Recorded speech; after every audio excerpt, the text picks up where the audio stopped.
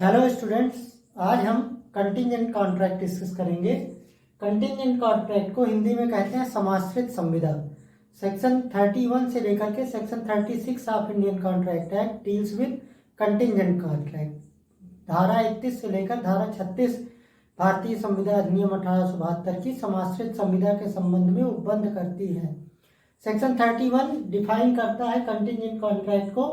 Section 31 कहता है a contingent contract is a contract to do और not to do something if some event collateral to such contract does और does not happen. मतलब ये कहता है कि एक कंटिंजेंट कॉन्ट्रैक्ट या समाश्रित संविदा ऐसी होती है जिसका परफॉर्मेंस या नॉन परफॉर्मेंस किसी ऐसे इवेंट पर डिपेंड करता है जो ऐसे कॉन्ट्रैक्ट से कोलैटरल है, मतलब जो किसी घटना के घटित होने या ना घटित होने पर आश्रित हो, उसको कंटिंजेंट कॉन्ट्रैक्ट कहते हैं। मतलब कि कंटिंजेंट कॉन्ट्रैक्ट ऐसा कॉन्ट्रैक्ट होता है जिसका परफॉर्मेंस इस बात पर निर्भर करता है कि कोई घटना घटित होती है या नहीं घटित होती है। फॉर एग्जाम्पल, जो बेयर एक्ट में एक इलस्ट्रेशन दिया हुआ है, ए प्रॉमिस करता है बी से कि वो उसको 1000 रुपया देगा अगर उसका घर जल जाता है तो बी का घर नहीं जलता है तो इस स्थिति में ए बी को कुछ नहीं देगा। लेकिन अगर बी का घर जल जाता है तो ए बी को 1000 रुपया देना पड़ेगा ए को। इस पे एक नवनीत लाल वर्सेस किशन चंद का केस है। नवनीत लाल में जो है, एक व्यक्ति ने दूसरे से प्रॉमिस किया कि अगर उसका सामान जो कि रास्ते में है वो आ जाएगा तो वो उसको सामान की डिलीवरी करेगा। सामान आ गया लेकिन उसने देने से मना कर दिया, तो वादी न्यायालय गया तो न्यायालय ने कहा कि ये कंटिंजेंट कॉन्ट्रैक्ट है जो इस बात पर निर्भर करता था कि सामान पहुंचता है या नहीं पहुंचता है। अगर सामान पहुंच गया तो वादी को वो सामान की डिलीवरी करनी ही पड़ेगी। अब आते हैं सेक्शन 32 पे। सेक्शन 32 बात करता है contract contingent upon happening of an event.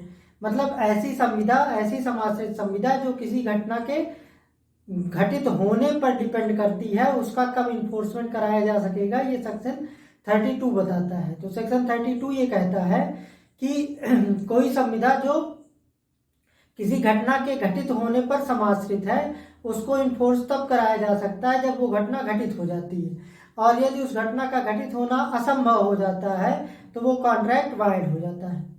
अब आते हैं सेक्शन 33 पे।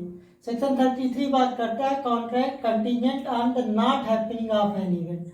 अगर कोई संविदा किसी घटना के ना घटित होने पर आश्रित है, मतलब कोई कंटिंजेंट कॉन्ट्रैक्ट ऐसा कॉन्ट्रैक्ट है जो किसी घटना के ना घटित होने पर डिपेंड करता है, तो उसको इन्फोर्स तब कराया जा सकता है जब उस घटना का घटित होना असंभव हो जाए, और अगर वो घटना घटित हो जाती है तो कॉन्ट्रैक्ट वाइड हो जाएगा। तो अगर कोई कॉन्ट्रैक्ट कंटिंजेंट है किसी घटना के ना घटित होने पर, तो उसका इन्फोर्समेंट इस बात पर निर्भर करता है कि वो घटना घटित होती है या उस घटना का घटित होना असंभव हो जाता है। तो अगर उस घटना का घटित होना असंभव हो जाता है तो उस कॉन्ट्रैक्ट को इन्फोर्स कराया जा सकता है, और अगर वो घटना घटित हो जाती है तो कॉन्ट्रैक्ट किसी घटना के न घटित होने पर आश्रित था, इसलिए वो वाइड हो जाता है। अब सेक्शन 34 पे आते हैं। तो सेक्शन 34 बात करता है contract contingent on human conduct. ऐसा कॉन्ट्रैक्ट जो किसी ह्यूमन कंडक्ट पर बेस्ड है, मतलब जो किसी व्यक्ति के आचरण पर बेस्ड है। तो ऐसा कॉन्ट्रैक्ट तब वाइड हो जाता है जब वो व्यक्ति कुछ ऐसा कर देता है जिससे सामान्यतः ये इन्फरेंस ड्रा होता है कि अब वो भविष्य में जिस घटना के घटित होने पर वो कॉन्ट्रैक्ट बेस्ड था वैसा काम नहीं करेगा। इसको एक एग्जांपल से समझते हैं। ए बी को ये प्रॉमिस करता है कि अगर वो सी से शादी कर लेता है तो वो उसको 1000 रुपया देगा।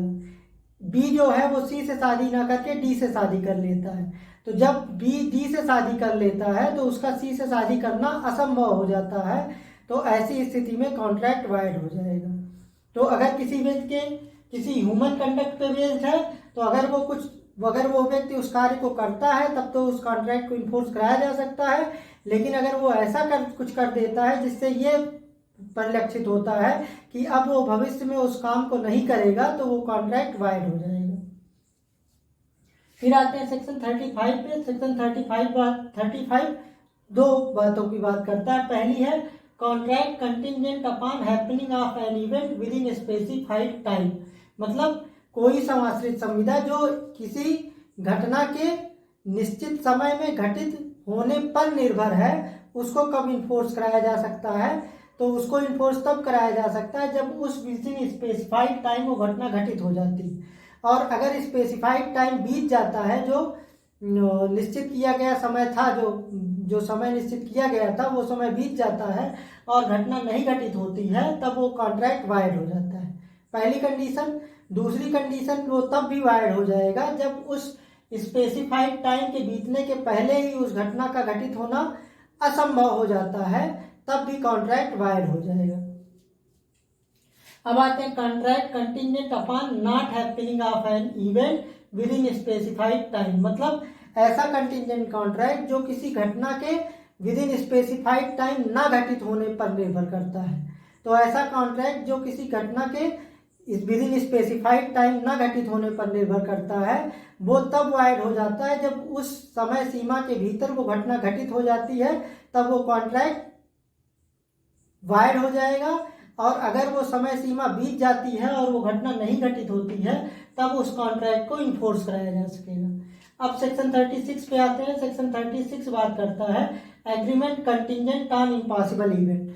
अगर कोई पार्टीज ऐसा एग्रीमेंट कर लेती हैं जो किसी असंभव घटना के घटित होने पर निर्भर करता हो, तो वो एग्रीमेंट वाइड होगा, भले ही उस घटना की असंभवता के बारे में पक्षकारों को ज्ञान हो या ना हो। तो ये हमारा लेक्चर था आज का कंटिंजेंट कॉन्ट्रैक्ट पे। आपको कैसा लगा कमेंट करके बताइए। पसंद आया है तो लाइक कीजिए और अन्य लोगों के साथ शेयर कीजिए। और अगर आपने अभी हमारे चैनल को सब्सक्राइब नहीं किया है तो सब्सक्राइब कर लीजिए। Thank you.